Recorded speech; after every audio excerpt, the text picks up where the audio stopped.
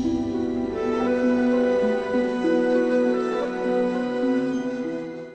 اللہ الرحمن الرحیم الحمدللہ وحدہ والصلاۃ والسلام علی من لا نبی بعدہ۔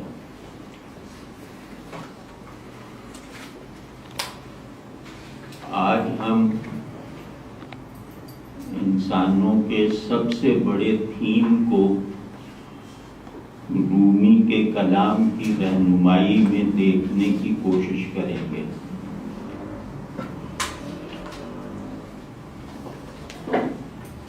انسان کے لیے خود شناسی کی کیفیت اور حالت، انسان کے لیے خود شناسی کی ضرورت ہر علم سے زیادہ ہے، بلکہ یوں کہنا چاہیے کہ علم کی بنیاد خود شناسی پر ہے۔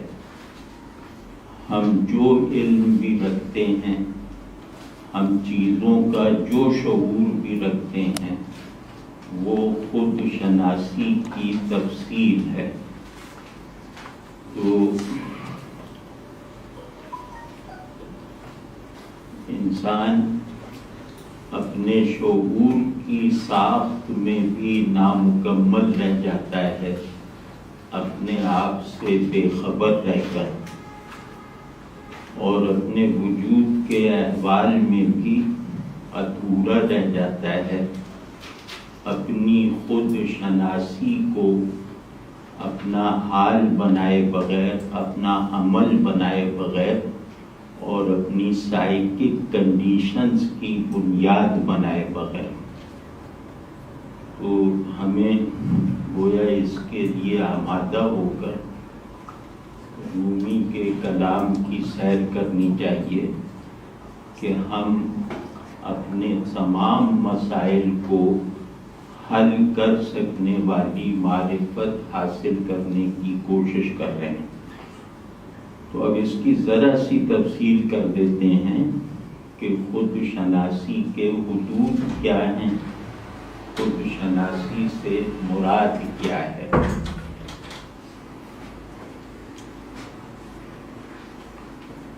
دنیا کی ہر تہذیب میں، تاریخ کے ہر دور میں، انسانوں میں پائی جانے والی ہر روایت میں اس چیز کو یا اس سوال کو سب سے بنیادی حیثیت دی جاتی رہی ہے کہ اپنے آپ کو کیسے پہچانا جائے۔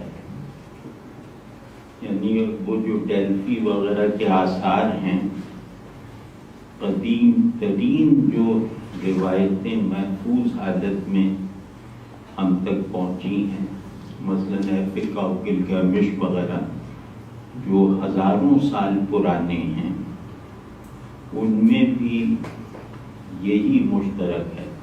یعنی تمام تہذیبیں اپنے ذہن کی تعمیر، جس طرح آدمیوں کا افراد کا ایک ذہن ہوتا ہے، اسی طرح تہذیب کا بھی ایک ذہن ہوتا ہے۔ تو تمام تہذیبی ذہنوں میں سب سے بنیادی منصوبہ تھا نو تائی سیلف، اپنے آپ کو پہچانو۔ یعنی قدیم ترین ہندو تاریخ سے، قدیم ترین چینی تاریخ سے، غرض تمام تہذیبوں کی جو اساسیات ہمارے سامنے ہیں، ان سب میں یہ چیز مشترک ہے کہ نو تائی سیلف، اپنے آپ کو جانو، خود کو پہچانو۔ مطلب ڈیلفی کے مندر پہ یونان میں فیثاغورس کے باقیات میں اس طرح کے کتبے ملے ہیں جن پر یہ تحریر ہے ان کی اپنی اپنی زبانوں میں کہ خود کو پہچانو۔ تو انسان جس علمی نشو و نما میں رہنا چاہتا ہے، انسان جس وجودی تسلسل کو انفرادی اور اجتماعی اسکیل پر برقرار رکھنے کا ذمہ دار ہے، اس کی بنیاد اسی ایک چیز پر ہے، یعنی خود شناسی پر۔ تو جتنا آدمی کے شعور میں خود آدمی واضح اور روشن رہے گا، اتنا اس کے شعور میں یہ صلاحیت پیدا ہوگی کہ وہ اپنے غیر کا علم حاصل کر سکے۔ تو اگر فلسفے کی دو اصطلاحوں کو یا نفسیات کی دو اصطلاحوں کو کام میں لا کر بات کہی جائے تو وہ یہ ہوگی کہ آبجیکٹ کا علم سبجیکٹ کے علم کے بغیر ناممکن ہے۔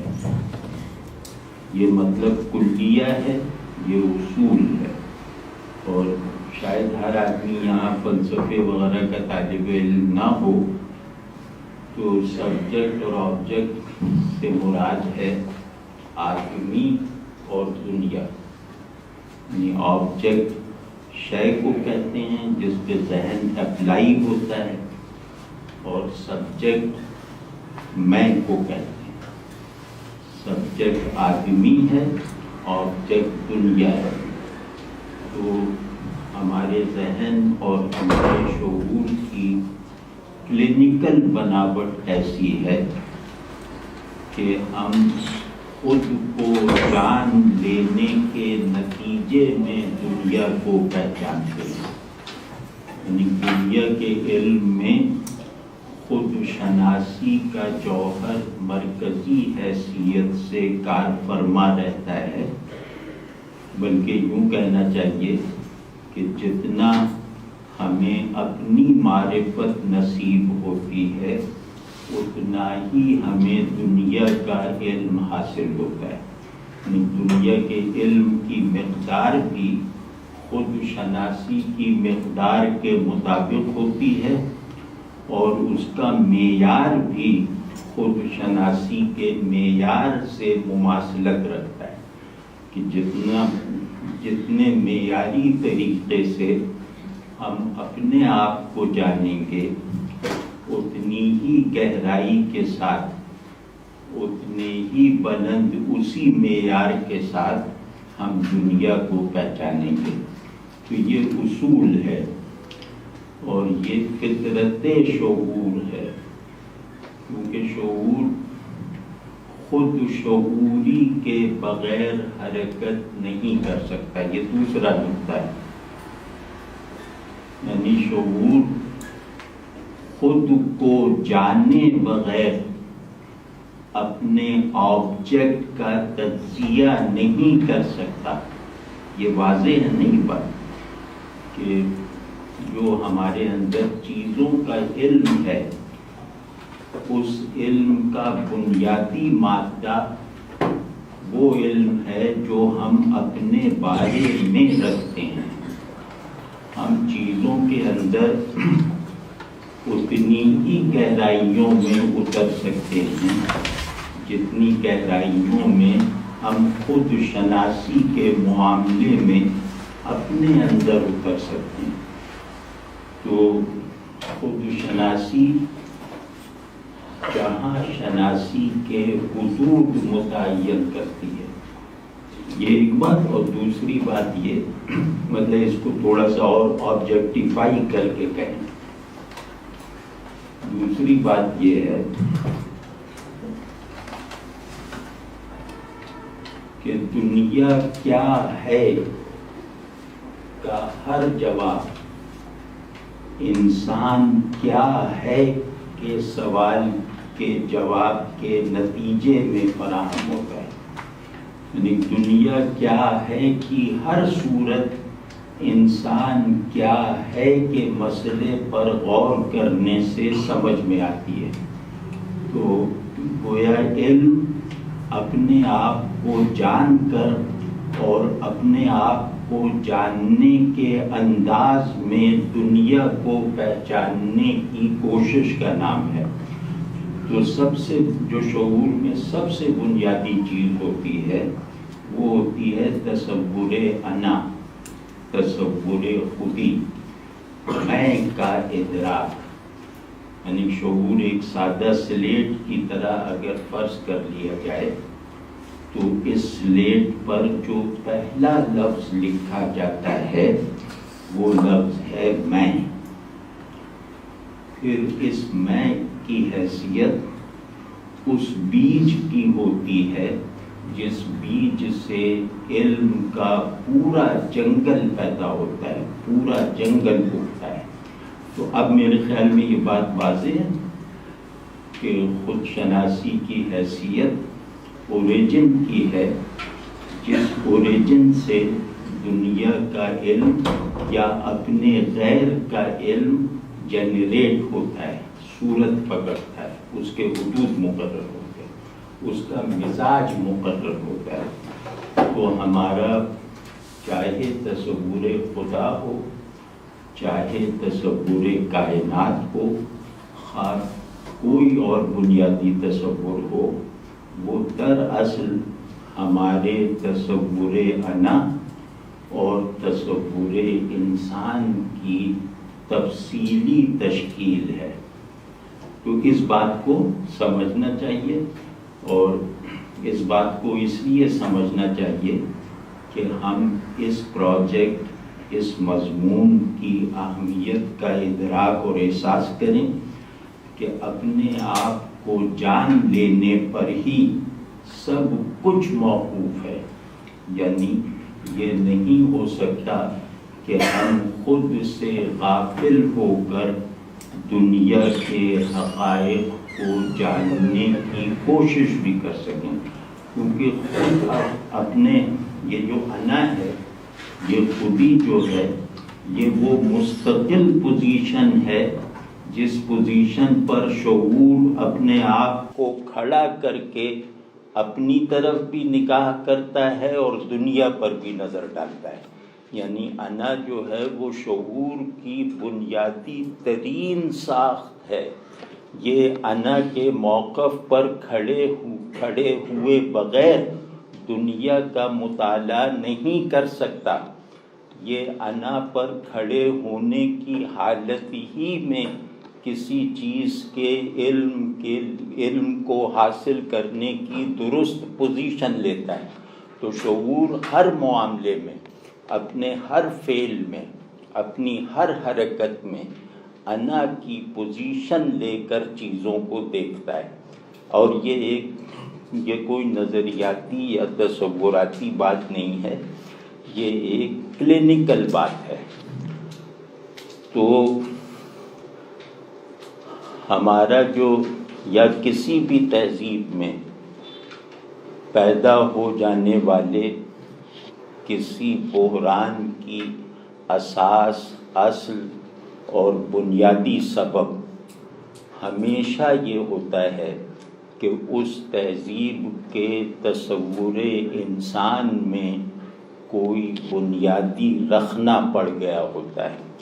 تہذیب کے زوال کی سب سے یقینی حالت اور سب سے قطعی سبب یہ ہوتا ہے کہ اس کا مخصوص تصور انسان اس کے لیے قابل قبول نہیں رہ جاتا.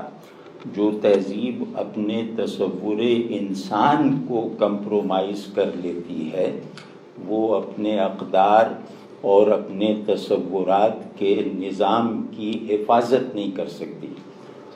تو جیسے کہ جس بحران سے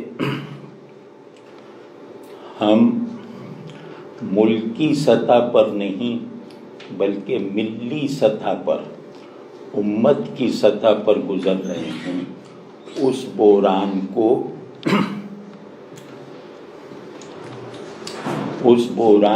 سمجھنے اور اس بحران سے نکلنے کا درست راستہ یہی ہے کہ ہم سب سے پہلے اپنے تصور انسان کو بازیاب کروانے کا عمل کریں. یہ عمل کیے بغیر زوال کی جس طغیانی نے ہمیں تنکا بنا کر اپنی لپیٹ میں لے رکھا ہے، اس سے نکلنے کا کوئی راستہ نہیں۔ یعنی تنکے کو بھی اگر معلوم ہو جائے کہ میں تنکا ہوں، ایک تنکا بھی اپنے تنکا ہونے پر اصرار کرے تو دنیا کی کوئی طغیانی اسے بہا نہیں سکتی۔ تو ہمارے ساتھ مسئلہ یہ ہے کہ ہم نے اپنے تصور انسان کو ایک فنکشنل انداز میں کنٹین کیے رکھنا چھوڑ دیا ہے۔ ہم اپنے تصور انسان سے دستبرداری کی حالت میں ہیں، اور یہی ہمارے موجودہ بحران کی سب سے گہری، سب سے مستقل اور سب سے بنیادی وجہ ہے۔ تو گویا اب ہمیں خود شناسی کے تھیم کو سمجھنے سمجھانے کے لیے اس جذبے اور اس ارادے کی ضرورت ہے کہ ہم اپنی تہذیب کے احیاء، اپنی تہذیب کی بقا، اپنی تہذیب کے سروائیول کا سامان کر رہے ہیں۔ یعنی خود شناسی کا موضوع ایسا ہے کہ اگر ہم اسے آمادگی، یکسوئی اور اس کی اثر اندازی کو قبول کرتے ہوئے سنیں اور اس کو اپنے اندر جگہ دیں، تو اس کے نتیجے میں ہمارا یہ بحران، جس کو میں کہہ رہا ہوں کہ تصور انسان کے کمپرومائز ہو جانے کی وجہ سے پیدا ہو جانے والا بحران، کم از کم اس کے خاتمے اور ازالے کا ایک ٹھوس آغاز ضرور ہو سکتا ہے۔